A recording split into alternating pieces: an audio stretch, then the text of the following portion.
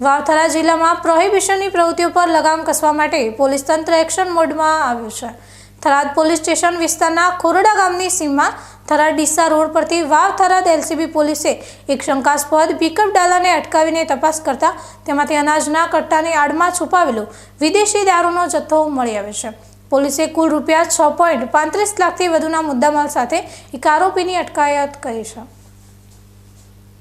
Banaskantha range IG PM Rathod અને વાવથરા જિલ્લા police અધિક્ષક ચિંતન તેરૈયા દ્વારા જિલ્લામાં ગુનાખોરી અને ગેરકાયદેસર પ્રવૃત્તિઓ નેસ્તનાબૂદ કરવા માટે ખાસ સૂચનાઓ આપવામાં આવી છે। આ સૂચના અનુસાર એલસીબી પોલીસ ઇન્સ્પેક્ટર એપી ચૌધરીના માર્ગદર્શન હેઠળ સ્ટાફના માણસો થરાદ વિસ્તારમાં પેટ્રોલિંગમાં હતા। તે દરમિયાન બાતમીના આધારે થરાદથી ડીસા તરફ જતા રોડ પર ખોરડા ગામની સીમમાં એક શંકાસ્પદ પિકઅપ ડાલો રોકવામાં આવ્યો હતો। જ્યારે પોલીસે ગાડીની તલાશી લીધી ત્યારે પોલીસ પણ ચોંકી ઉઠી હતી। બુટલેગરે દારૂ છુપાવવા માટે અનોખો કિમિયો અપનાવ્યો હતો। ગાડીમાં ઘઉં અને બાજરીના 19 કટ્ટા ભરેલા હતા, જેને આડમાં વિદેશી દારૂ છુપાવવામાં આવ્યો હતો।